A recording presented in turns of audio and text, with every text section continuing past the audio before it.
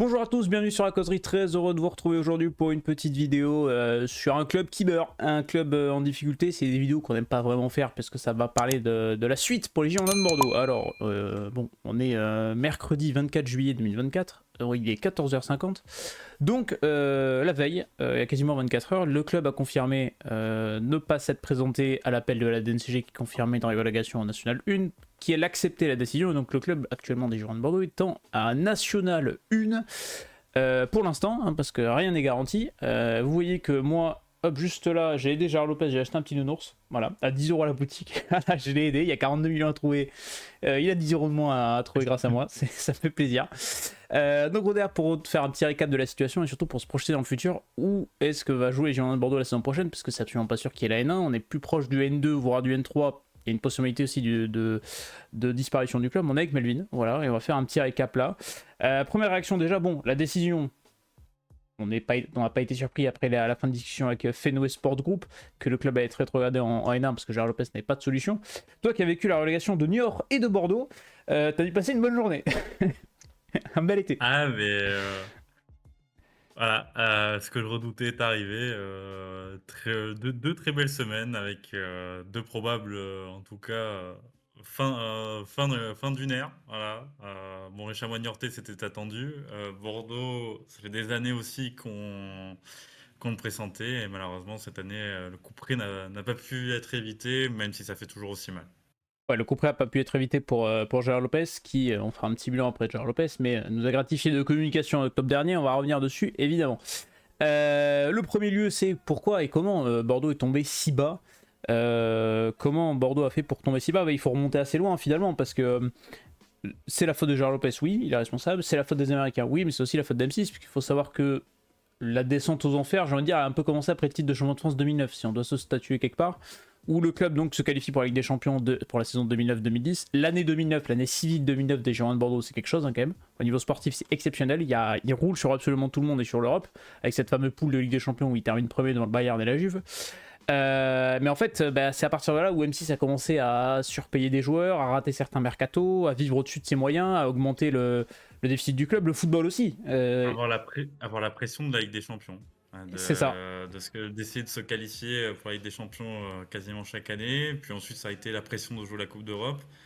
Et en fait, on s'est dimensionné dans un club de top 5 de Ligue 1, sauf que on était un peu plus compliqué. Et quand tu te rends compte des bilans comptables d'M6, en fait, tu te rends compte que depuis une dizaine d'années, tu es obligé chaque année que ton actionnaire principal remette la main à la poche. C'est ça. Et puis le football aussi a augmenté. Hein. Bon, t'es censé avoir plus de droits télé, mais bon, en France, c'était assez fluctuant.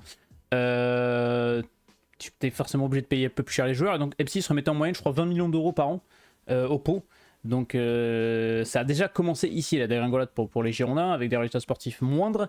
Et surtout, derrière, une vente un peu au hasard, hein, où on a pris les premiers venus, hein, limite, parce que M6 voulait se débarrasser un petit peu du Ceux club. qui ont apporté, entre guillemets, de l'argent aux actionnaires. C'est ça. Et il faut savoir quand même que le club, il est vendu combien? Quasiment 100 millions d'euros, il me semble, à M6, quelque chose comme ça. Oui, c'est ça. Donc c'est énorme pour un club de football. Et surtout, vendu à Joe Dagrossa, qui est donc partenaire, donc qui était membre de GACP, qui s'est associé à King Street pour reprendre les Girondins. Il a quand même convaincu les actionnaires de M6 avec un PowerPoint dans lequel il y a Neymar et le stadium de Toulouse, hein, quand même. Et ça, c'est très fort. Le convaincre pour acheter les Girondins de Bordeaux de foutre le stade de Toulouse. Bon bref, voilà, c'est pour vous dire le niveau du bonhomme dans le football et les connaissances apportées. Donc le club bascule sous pavillon américain avec un fonds d'investissement King Street et GACP. GACP fait absolument n'importe quoi. Joe Rossa, je crois que c'est le seul qui est sorti avec des thunes et est sorti gagnant de tout ça parce qu'il a piqué dans les caisses. Donc un petit peu à un moment donné, c'est un peu normal. Le club a commencé à vraiment rater. Avec, on se rappelle les déclarations, ouais, on va jouer avec des champions, Concurrencer le Paris Saint-Germain. on va concurrencer le PSG, Olivier Giroud va signer chez nous. C'est vrai qu'il y avait ça, c'est vrai qu'il y avait cette rumeur-là. Et il faut savoir que Thierry Henry va être l'entraîneur. il y avait la rumeur Zidane aussi, enfin bref, c'était super. Il y avait Thierry Henry. Il faut savoir une chose, c'est que dès qu'un dirigeant de football français annonce qu'il va jouer avec des champions en ton d'année, souvent il se pète la gueule. Souvent c'est ça, à chaque fois. Regardez Sedan, regardez Châteauroux, regardez Bordeaux, regardez, il y a plein d'exemples comme ça. Nancy Lorraine. Notamment aussi, c'est vrai. Donc dès qu'un dirigeant vous parle de Ligue des Champions, commence à trembler un petit peu. Donc le club s'engouffre dans des dettes monstrueuses. GRCP est dégagé, Joe Dagrosa est dégagé par King Street, mais le mal est déjà fait. Le club vit complètement au-dessus des moyens, des mercatos complètement ratés avec des sommes délirantes. Je vous montrerai un petit peu après les sommes posées sur certains joueurs pendant certains mercatos. C'est juste indécent quand tu vois derrière les résultats du club et les revenus. Et donc en avril 2021, parce que la session s'est faite en 2018 pour les Américains, en avril 2021, King Street dit on va arrêter les conneries, hop, terminé, on met la clé sous la porte, on met le club sous la protection du tribunal de commerce. Donc quand même, ils vont protéger le club en avril 2021. Ils disent non, on paye plus rien, et donc ça ouvre la porte à beaucoup de repreneurs.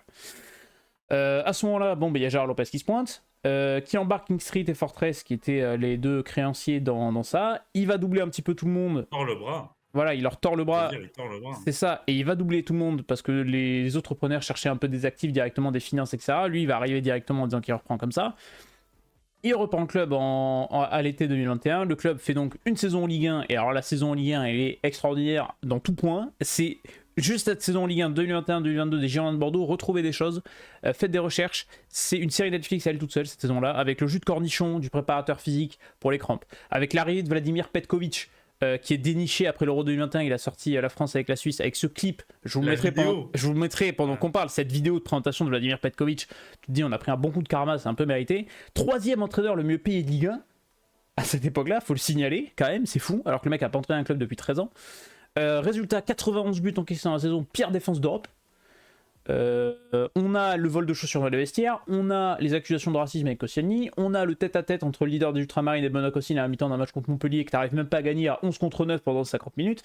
On t'en prend 6 à Lyon, 4 à Monaco, 3 à Nice, 5 à Strasbourg, 5 à Reims, 6 à Rennes. Oh, c'est un festival, c'est un saloon, le bordel, c'est exceptionnel cette saison. On s'est rigolé, et à la fin de saison, donc, on descend en Ligue 2. Première rétrogradation administrative en National 1 par la DNCG. Gérard Lopez va faire appel de cette décision, appel refusé, il va saisir le COMEX de la 3F. Il faut savoir que cette saison-là où le club descend en Ligue 2 et va finalement jouer en Ligue 2, c'est pas la DNCG qui a été plus laxiste, c'était le COMEX de la Fédération Française de Football qui allait contre la décision de la DNCG de réintégrer Bordeaux en Ligue 2. Donc on a fait notre première saison en Ligue 2, on a quasiment fini par monter, et malgré tout, une défaite à Annecy avec un but de Vincent Pajot te tue la montée. Derrière, t'as le match contre Rodez, mais finalement t'étais déjà mort. T'as la place du con parce que tu finis 3ème, mais c'est la seule année où il y a que 2 montées. Et après, tu fais la saison 2023-2024, où on en est aujourd'hui avec un bilan catastrophique, vu que c'est la pire saison de l'histoire sportive du club, avec cette 12e place en Ligue 2. Et donc, on arrive maintenant aujourd'hui où le club est rétrogradé en National 1 et risque de tomber un peu plus bas.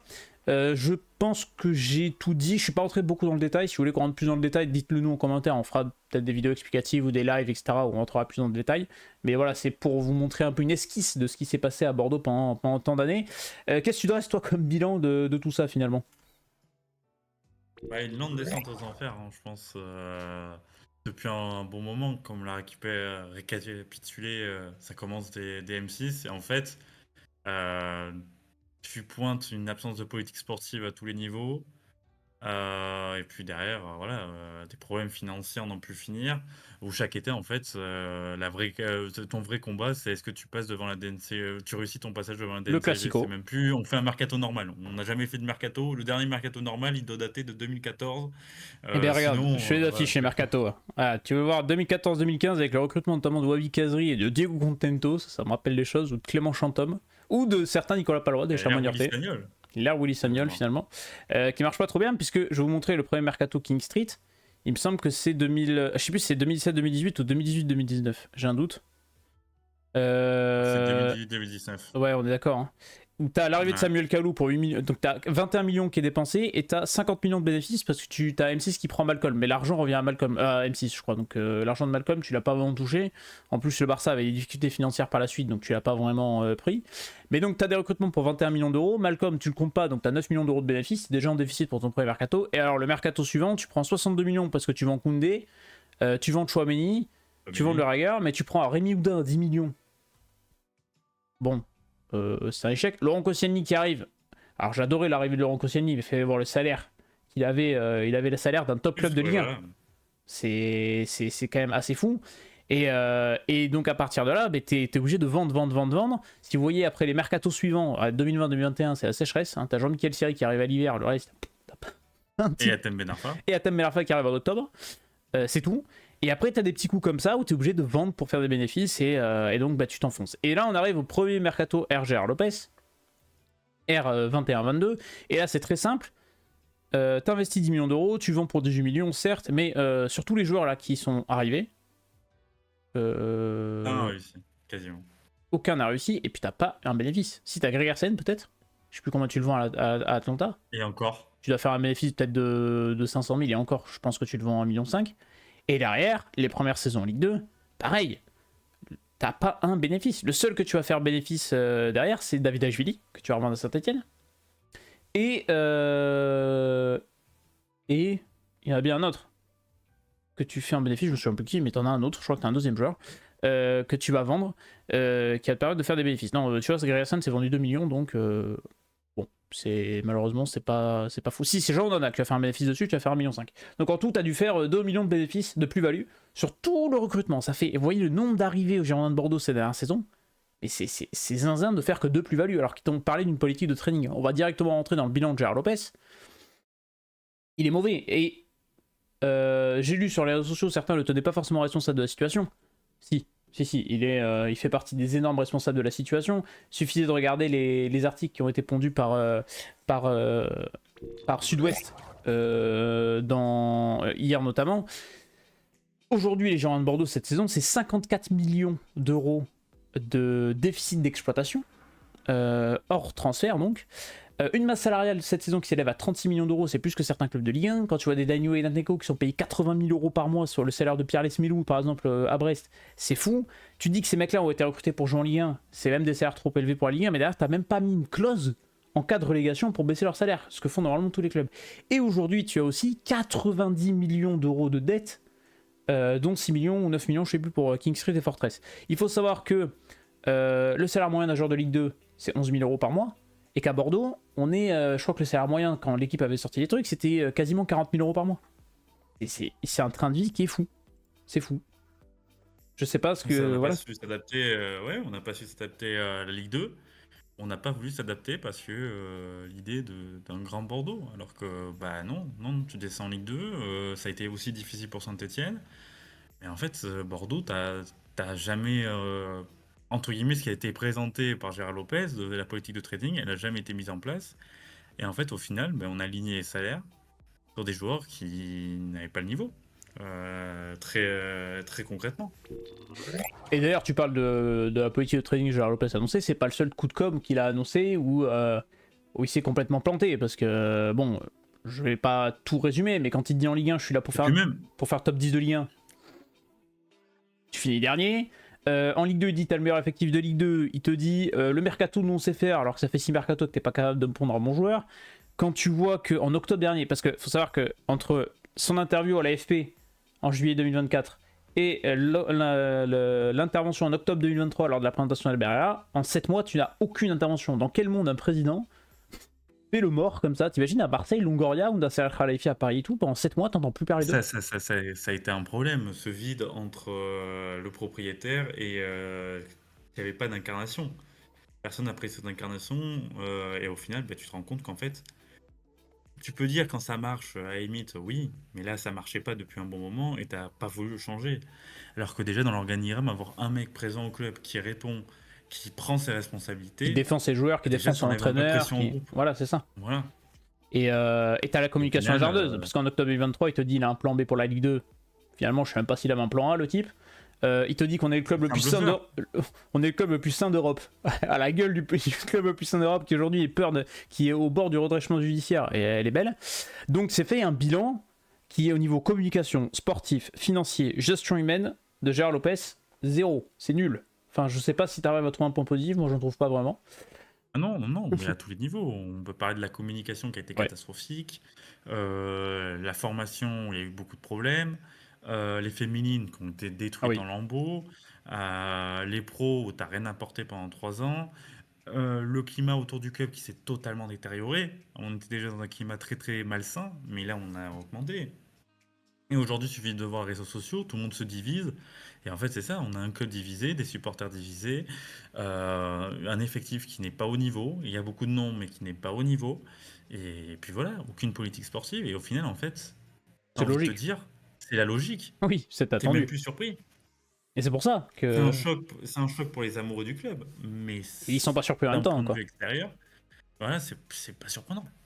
Et puis bon, tu le disais, la communication est catastrophique et l'environnement club est catastrophique et en fait, franchement, t'as pas grand chose à garder. Et l'image du club que tu renvoies envers les autres clubs de Ligue 2 ou Ouais. envers ça, c'est waouh, c'est chaud quand même. Et vous imaginez, je dis vous par rapport Ah oui, aux auditeurs, mais vous imaginez le, l'image qu'a Bordeaux depuis 2 ans, ouais, les de tout Qatar. ce qui s'est passé, Rodez, l'arrogance de certains discours. À un moment donné, l'humilité, ça fait bien un bon moment que Bordeaux l'a oublié. Sauf que l'humilité, C'est clair. ça te fait avancer. Moi, je prends des exemples. Le Havre, l'humilité. Ils sont montés, ils se sont maintenus, et tu leur entends pas dire ouais, on va détruire n'importe quelle équipe, voilà, on est les meilleurs, ou je sais pas quoi. Saint-Étienne, on peut critiquer beaucoup de choses. J'ai pas entendu à Saint-Étienne une déclaration, ouais, on a le meilleur effectif de Ligue 2, on va foudroyer la Ligue 2. Non, c'est Pas vrai. entendu ça.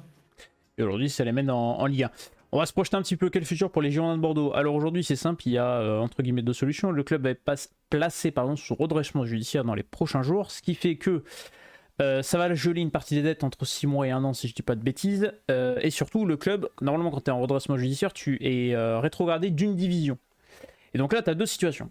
Tu as le club qui va jouer sur cette zone grise de se dire, sportivement, c'est maintenu en Ligue 2. Donc si on est rétrogradé d'une division à cause du redressement judiciaire, on tombe en N1. Et donc on jouera en N1. La DNCG va se dire, oui, on vous a rétrogradé en N1, donc si tu prends une rétrogradation judiciaire à cause d'une rétrogradation à cause du redressement judiciaire, tu tombes en N2. Donc là, on est en entre-deux où finalement on ne sait pas où le club va aller. L'importance d'une chose, c'est que si tu es en N1, tu perds le contrat de ton stade, mais tu gardes tes joueurs sous contrat. Et là, c'est là où on va poser des questions, c'est pour ça que je ne crois pas en la N1, alors que si tu es en N2, tu perds le statut pro, tu perds le centre de formation, et tous tes joueurs sous contrat sont libérés. Donc c'est une catastrophe sans nom, évidemment, mais là où je ne crois pas à la Nationale 1, c'est que avec cette telle masse salariale, 36 millions d'euros pour l'ensemble du club, salariés et joueurs compris, comment veux-tu être viable en National 1 quand la Nationale a quasiment même pas de diffuseur, même s'il y a un accord qui a été trouvé à FFTV il y a récemment, là, il y a quelques jours. Aujourd'hui, aucun de ces jours-là n'est solvable. Et puis il y a des recettes moindres. Aussi. Des recettes moindres. Et Pour que donc, ça soit tu vas devoir libérer une partie de les l'effectif. supporters aussi. Tu vas devoir libérer peut-être 99% de ton effectif, parce qu'aujourd'hui, un Ignatenko à 80 000 euros par mois, tu peux pas le garder en National. Mais sauf que tu peux pas le Et puis revendre non même, plus. qui veut rester en national. Oui. Et puis tu peux pas le revendre non plus. Tu vas devoir le payer pour qu'il parte, le mec. Parce qu'aujourd'hui, quel club de Ligue 2 ou de Ligue 1 va arriver et se dire, bah Ignatenko, je le prends. Par contre, je le prends pas à 80 000 euros par mois, parce que je te l'ai dit, un salaire de Ligue 2, c'est 11 000 euros par mois en moyenne. Donc à la rigueur, Ignatenko, tu peux le mettre à 15 000. Le mec va passer de 80 000 à 15 000. J'y crois zéro. Tu vas devoir le payer pour qu'il parte. Les clubs, je pense que ça te pose pas de problème qu'un club vienne déposer une indemnité sur un ou deux joueurs, tu vois. Mais c'est le salaire. Les mecs sont surpayés. Donc tu pourras pas les vendre. C'est pour ça que je ne crois pas en la Nationale 1. Aujourd'hui, je pense que Bordeaux va tomber en Nationale 2, voire Nationale 3. Et tu as un risque aussi de liquidation judiciaire du club. Et là, par contre, c'est le scénario le plus catastrophique parce que là, tu perds tout. Et là, tu repars comme Sedan l'a fait cette saison en Régional 3. Et c'est loin, la Régional 3. c'est très loin. Donc, je sais pas ce que tu en Sans penses. aucune garantie de revenir Oui, au niveau. c'est ça. Qu'est-ce que tu penses aujourd'hui, toi, de la situation? Est-ce que tu crois à Bordeaux en National 1? J'y crois absolument pas. Parce que je connais bien la Nationale 1. Et je sais très bien que, entre guillemets, on peut pas prendre l'exemple de Bordeaux et Sochaux. Ça n'a rien à voir. Sochaux, il s'est passé la situation parce que l'actionnaire, du jour au lendemain, a décidé de ne plus mettre la main au pot. Et tu sortais sur une saison où tu avais beaucoup investi. Mais sinon, entre T'avais guillemets, besoin de moins Sochaux n'avait d'argent. pas une dette aussi. Je crois que t'avais Voilà, besoin de ouais, 7 millions à Sochaux avait Sochaux, moins d'argent. si je dis pas de bêtises. Voilà, c'est ça. Que Bordeaux, tu as le passif de la dette, aujourd'hui, qui est énorme, et qui est plus qu'énorme, hein. C'est-à-dire que c'est insoutenable aujourd'hui avoir une dette à ce niveau-là. Tu as un effectif surpayé, donc moi je suis désolé, pour moi, il n'y a que la N2 ou un minimum la N2 pour repartir. Parce que sachant qu'on là on sait très bien, ça commence un petit peu à sortir, on va avoir beaucoup de noms qui vont sortir voilà, en N2, N3, d'anciens joueurs. Je suis prêt à reprendre le club. Ça va être la bataille, hein, ça va être lancé. Mais en fait, moi, je vois que ça, repartir en N2, N3. Normalement, c'est N3, hein, la réserve, on est d'accord? La réserve est en N3. N3. Elle était repêchée parce que ça fait 2 années d'affilée qu'elle descend en R1 et qu'elle est repêchée en N3. Et ça aussi, hein. Ah. Donc, tu repartiras en N3 et encore, c'est pas sûr. Et puis derrière, voilà, va falloir tout reconstruire parce que la reconstruction va être longue, puisque tu dois reconstruire un effectif total, même s'il y a des jeunes du centre peut-être qui vont rester. Tu auras peut-être 2-3 gamins, 3 mecs de la région. Mais en soi, c'est compliqué, hein. Tout le monde va sortir les exemples de Bastia, Strasbourg, Le Mans, Mais t'en as beaucoup qui sont pas revenus, hein. les réussites. Voilà, il y en a beaucoup qui sont pas réussis. Istres, Evian. Istres qui était quand même un. Voilà, et vient. Pareil, c'est très très très compliqué. Aujourd'hui, la bataille, elle est là. Même si tu vas en N1, beaucoup me disent, ouais, par exemple, avec cet effectif, Bordeaux roulerait sur la N1. Je peux vous dire que non. La Parce N1, que la c'est un N1, c'est championnat totalement bourbier, hein. différent. C'est un championnat très bourbier. Il faut les Voilà, voir, hein. c'est Les totalement différent. Dijon, bah, Niort, tu l'as bien connu. La N1, la N1, la N1, moi j'appelle le championnat des humilités parce que tout le monde peut battre n'importe qui. Voilà, c'est ça la nationale 1. Donc aujourd'hui, pour moi, Bordeaux doit repartir en profondeur, un nouveau projet sportif. J'ai vu qu'alors, c'est plutôt côté politique, Pierre Vermic appelait à un nouveau système de gouvernance. Je sais pas si on va aller dans un système de gouvernance, mais en tout cas, il va falloir partir sur quelque chose de plus sain. Et quand tu vois les Et je déclarations. vois pas les Américains, moi je vois pas Fenway reprendre un club en N2 J'ai ou du mal à N3, croire, moi. J'ai du mal à croire ça aussi, mais quand tu vois que Gérard Lopez, dans l'article L'équipe d'hier, ne veut pas vendre. Ne veut pas partir. Ça, c'est fou, ça, quand même. Et Aujourd'hui, c'est pas Rafale 0. Mais oui, non, mais le club vaut 0. C'est-à-dire qu'aujourd'hui, c'était très bien expliqué, notamment dans l'after hier d'RMC avec David Glisman. En gros, si le club veut. Le club doit générer 2 années de revenus pour payer une année. C'est-à-dire qu'en gros, t'achètes ton. Tu vends 1 euro. Enfin, merde. Tu génères 1 euro, mais tu vas payer 2 euros. Ça marche pas, c'est pas viable économiquement. Non, mais voilà, c'est pas faible. Et il y aura tout à pointer aussi. La construction de ce stade. Est-ce que c'était une véritable bonne idée, ce stade? Moi, je suis désolé. Moi, je suis partisan aujourd'hui, d'autant plus aujourd'hui en football moderne, que ton stade, c'est toi qui en es le propriétaire. Oui. Ah, ça n'a pas été le cas. Et mine de rien, en fait, tu te rends compte qu'il y a beaucoup de choses qui ont été mal faites. Et voilà, tu vas repartir. Et l'avenir aussi du stade. Qu'est-ce qu'on va en faire du stade? Et bien ça à Bordeaux, ça c'est la mairie qui adore gérer et elle est belle, hein, parce qu'il y a 20 millions de créances pour les Girondins, 4,7 millions locaux. d'euros de... Oui, ben ça va être ça, hein, de toute façon, donc ça va être beaucoup de questions. Et puis même, de ce que j'ai compris, ce qu'a dit Pierre Hermic, c'est 300, à peu près 300 points Ouais. directs et indirects. Hein, C'est ça. Donc vous voyez la catastrophe sociale. Donc c'est ça, c'est qu'à tous les niveaux, Bordeaux perd son entité sportive numéro 1 et ça va coûter très cher à tous les niveaux. Est-ce que tu as quelque chose à ajouter? Je crois qu'on a fait le tour, globalement. J'espère que ce club renaîtra. Et on a une grosse pensée aux salariés et aux bénévoles aussi. Voilà. Au-delà du fait qu'on est de la région, qu'on est supporter des Girondins de Bordeaux, c'est quand même les Girondins de Bordeaux, c'est quand même un pan du football français. Voilà. Et c'est un monument du football français qui va mourir, malheureusement, qui va mourir et qui en appelle aussi à une vraie réflexion sur l'avenir du football français. Et la gestion, exactement. Parce qu'avec toutes les histoires de droit télé aussi, c'est peut-être le premier d'une longue liste. Aujourd'hui, on pointe le rachat ou que beaucoup de clubs se font racheter par des investisseurs étrangers. Mais pourquoi ils se font racheter par des investisseurs étrangers? Parce qu'aujourd'hui, le football français, d'un, est pas attractif, de deux, est en plein dans le mur et déficitaire. Et voilà, il y a beaucoup de choses qui sont à changer. Et je pense que Bordeaux en est l'exemple type de ce qui ne va pas dans le football français. Je suis tout à fait d'accord avec toi. Eh bien, écoute, c'est ce qui va conclure notre vidéo. Si ça vous a plu, vous pouvez liker, vous abonner, ça nous fait plaisir. On est bientôt 850 abonnés, ça nous fait plaisir. Et on fera bientôt surtout la preview de Ligue 1 et Ligue 2. Faudrait qu'on surtout, parce que le championnat commence dans 3 semaines maintenant, donc on va s'en occuper. La préparation a commencé, voilà. Des bons petits matchs.